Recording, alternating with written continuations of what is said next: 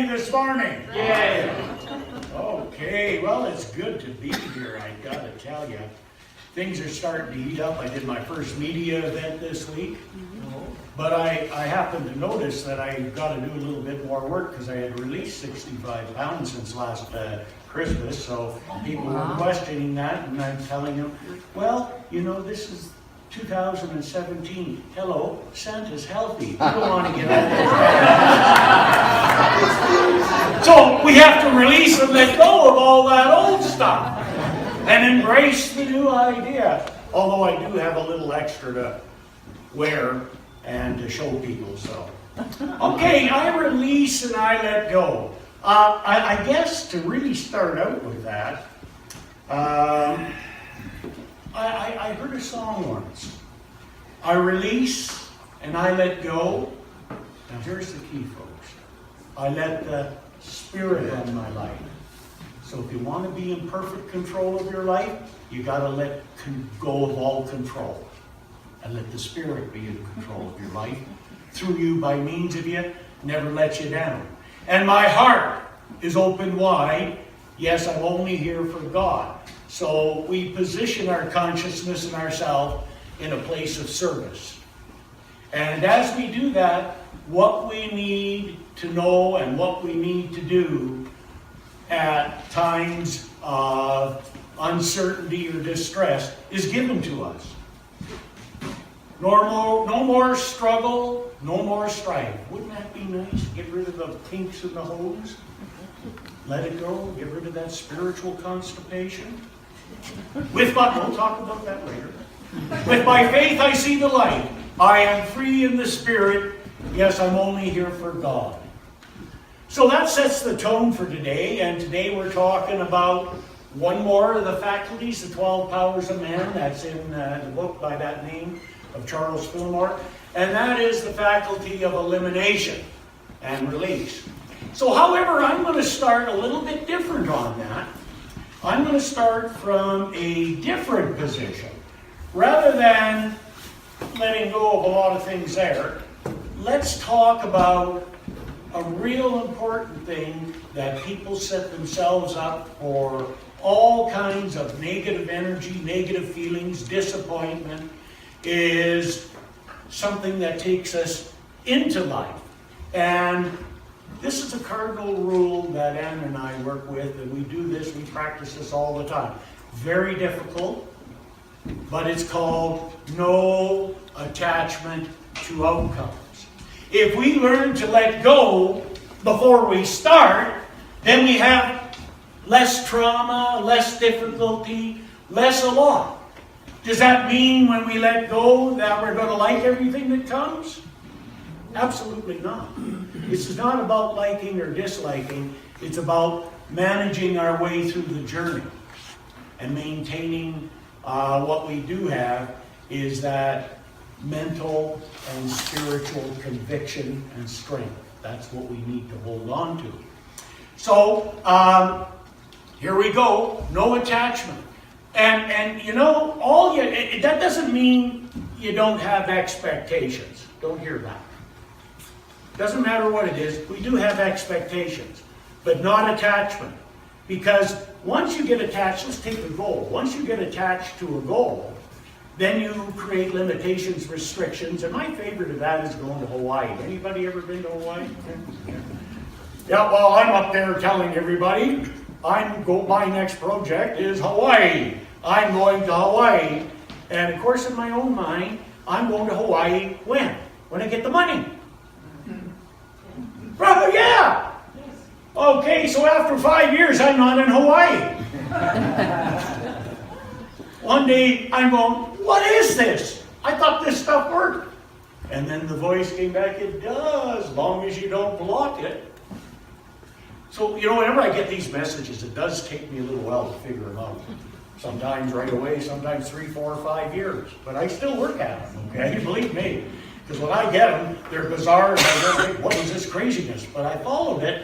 And then I realized I put restriction and limitation on my dream and my desire and my goal to go to Hawaii. I said I needed money. How ridiculous is that? Absolutely ridiculous. Because if somebody come up to me and said, hey, Doug, I'd like to take you to Hawaii, all expenses paid, would you come? I wasn't, I don't think I can because I don't have money. I'll jump right on the boat or the flight or whatever we're going on, right? Maybe I could win a trip. So I thought, well, there's possibilities maybe I haven't even thought of. So I took that off and I just said, hey, I'm going to Hawaii. That's it. Release all the restrictions. Release all the limitations.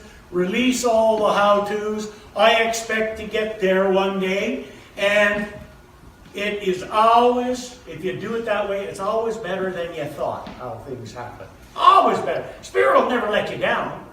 It'll always give you that or better. Long as you get, as Emerson said, your bloated nothingness out of the way. That's called ego. Edging God out, okay? So you do that. So I worked with it 6 months. Boom! I get a call from Honolulu. From the minister in the Honolulu church saying, Doug, we heard about this strategic planning process you've been doing. Do you think you could get some time to come over to Honolulu and work with our board? I said, I think I can fit it in. He said, well, while you're here, do you think you could do maybe a class and a Sunday service? Oh, no problem. Gee, I hate to ask this, she said, but another favor maybe. We just started a new work over in the big island of Hilo. Do you think you could go over there too and do the same thing? I said, oh yeah, we'll work on it. So I went and did all of that, spent a couple of weeks over there, got back, paid the bills. I had $1,500 US left over in my pocket. I never, ever, once in my life, had ever considered that I might get paid to go to Hawaii. And just to make sure that it wasn't just a dream, I got paid to go again. So I've been twice. I got paid to go both times. So if I got a pay to go, I don't know what that's like, but I'll try it. So you see, the attachment is the thing that we have to release. Because really an attachment to the how-tos is saying, hey, I'm smarter than God. I can figure this out. Not true. Our job is to set intention to do what it is to become the person it's necessary to become, to have the experience that we got to have, and the how-tos and the rest of the work is the spirits. We just got to step into it. Now, there is also a trick, is stepping in to what it is that we need to do, because sometimes that voice is absolutely absurd. And I'll show you that in a couple other more points I want to make here. So that's that part about futuristic, non-attachment to outcome and releasing and letting go of all of that stuff. Now let's get into the other stuff. Let's get into the good stuff here. Now, in the Unity Dictionary, Bible Dictionary, I always like going there because all the names in the Bible are names which mean nature. So you learn the nature of people. So in there they're talking about Thaddeus, and it explains that love, tenderness, fearlessness seem to be the dominating characteristics back of proper elimination for mind and body. You get the both of those. They go together. Huh? Fear, hate, revenge, and the like cause resistance and tension in the consciousness and in the organism, thus shutting off elimination. Well, love puts away fear and is the softening, releasing, freeing, balancing nature. So there's that word again, love. Okay? So people say, well, I don't know what love is. I don't know if I'm loving. I don't know now. You don't have to love. Okay? All one has to do is constantly bring your awareness and attention back to the divine potential and the spiritual self within us. And as we focus in on that, that's what we're doing, because that's what it is. Okay? So it's not something that you're going to see or recognize or anything. It's only something that you can experience inside yourself. And the only way one can experience it is not by inducing it, because it's already there. It's just by being aware of it and focusing our energy and attention on spiritual truth, whatever that is and wherever we are. And then after a period of time, it grows. Now, in the book Divine Audacity, Linda Martella Whitsitt talks about spiritual release. And she said it is our power to cleanse, renounce, and repent. So she talks about cleansing ourselves and renunciation. And renunciation is kind of a declaration of, we're going to stop doing this. I'm going to stop doing it. Anybody ever say, I'm not doing that anymore? 10 minutes later, guess what? You're doing it. It does take time to change that, right? But that's part of the process, is making that declaration to ourselves and then the truth of the situation. And then there's the repentance or forgiveness. That's another part of the avenue. So, one of the things there I'd like to start out with is the cleansing. So we've got to be able to free ourselves of sin. Oh, there's that word. Let's make sure we know what that word is. We got to work at freeing ourselves of sin is a Greek archery term. In archery contests, when the archers didn't hit the target, sin was called missing the target or missing the mark.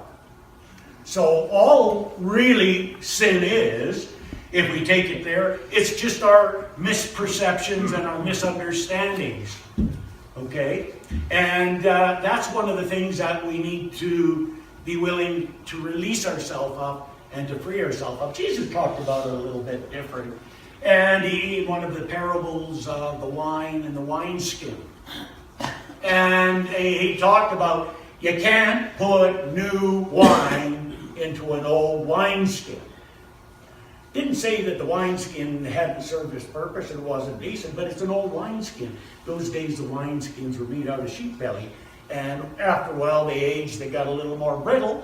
New wine was in the fermenting process. You put it in there, guess what happens to the wineskin? You got to put new wine in a new wineskin. So that idea is that you got to put new ideas in a new mind. So we have to free ourselves of previous thinking. Well, I've been working on getting rid of my stinking thinking for a while. Yes, we have.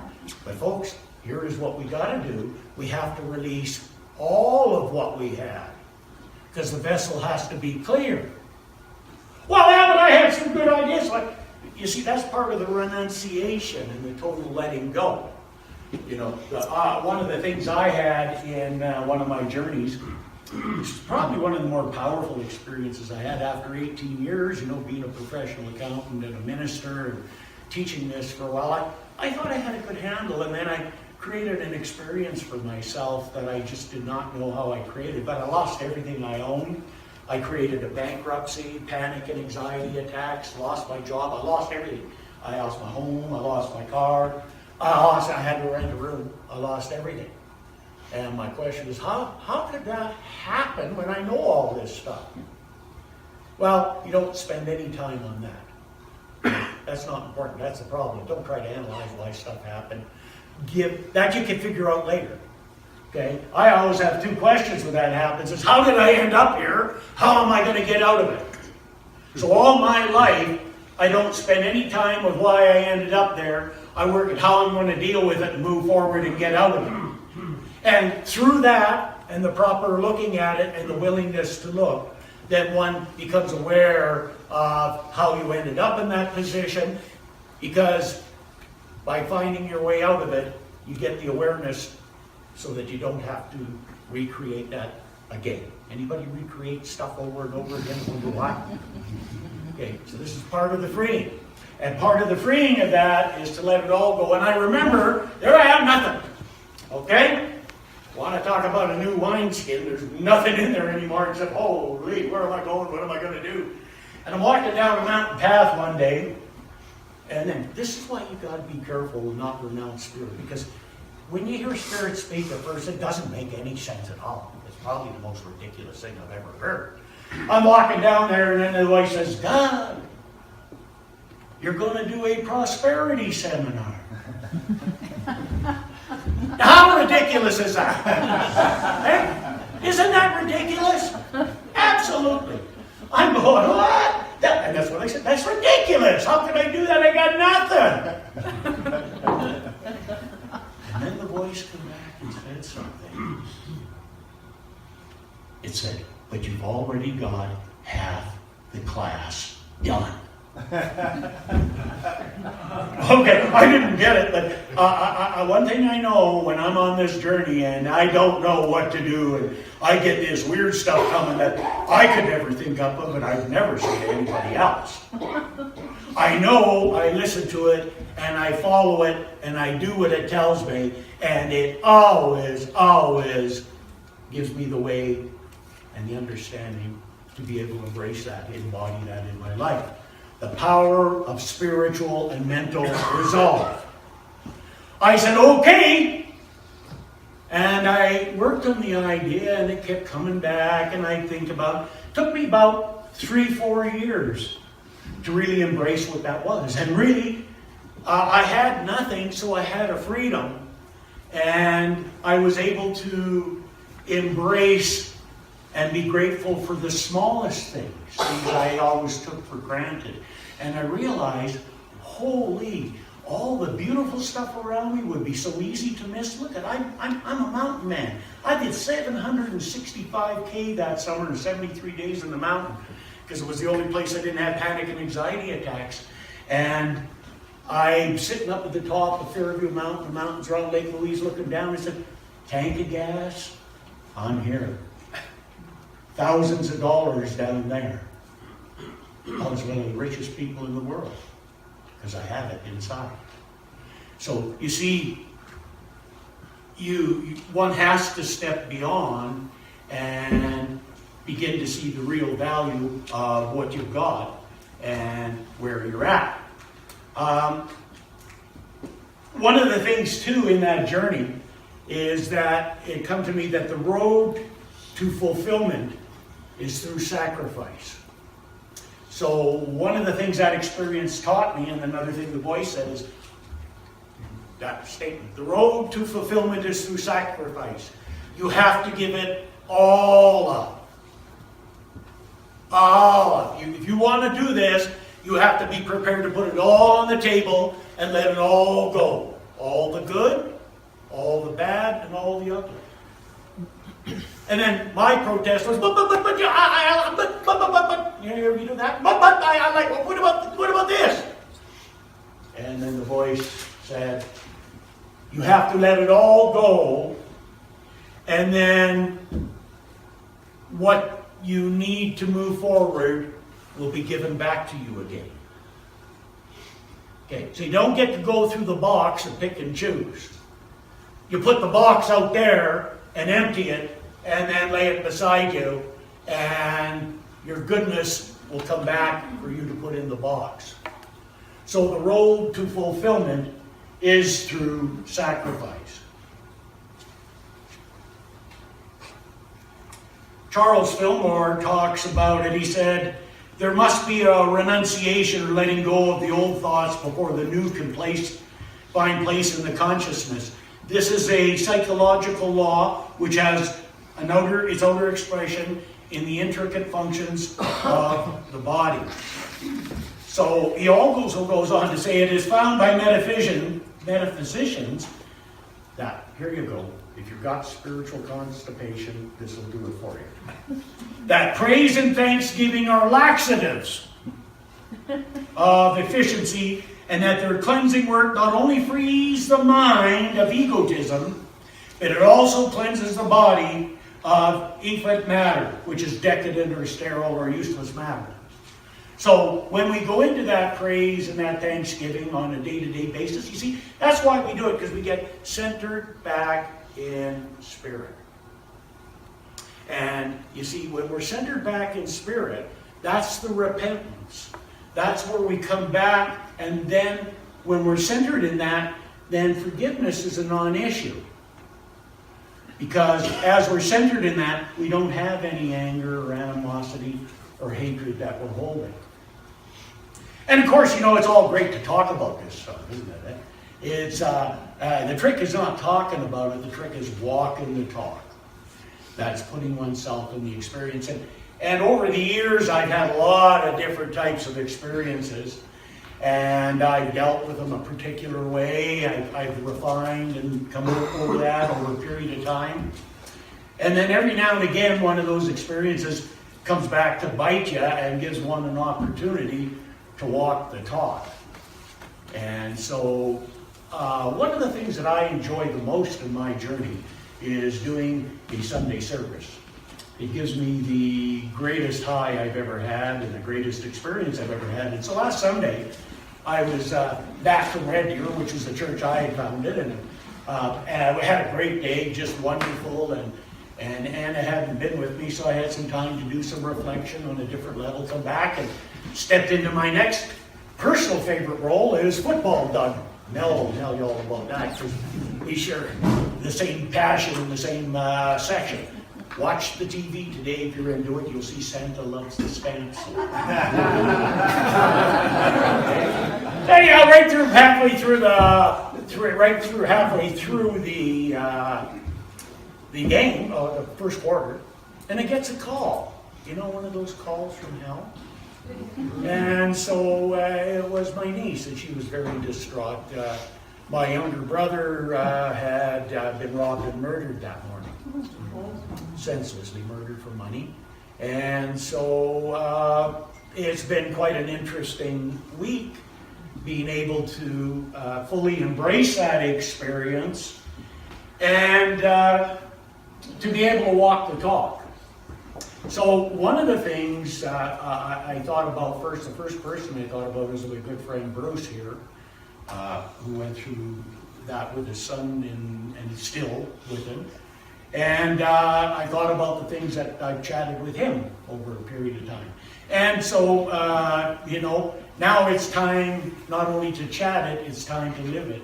So what I did was I put myself in the position of spiritual and mental resolve, because basically on the football team I had to be the quarterback in the family, because I'm trying to keep everybody on track with what they need to do. And it's okay to have your human feelings, but don't get upset about what the police are doing or not doing, or this is not working, or that's not, or who is not doing this or that. Come on back to what you need to do and be in your human self and experience yourself. Of course, as I'm doing that with them, I get to do that with myself, you see. And so I had quite an incredible experience in that I have not experienced any anger whatsoever to the perpetrators of the crime. And at first I found that surprising, but that's the work I do. That's what I've done with myself, and I realized I've come a long way. And so I had to really get in touch with, well, what kind of feeling do I have towards this individual or individuals? And you know, the feeling that came over me was pity. Pity for them. Because they know not what they did at that deeper level. And the price that there is to pay in spiritual and mental coin, never mind just in the physical world. So I actually did feel pity.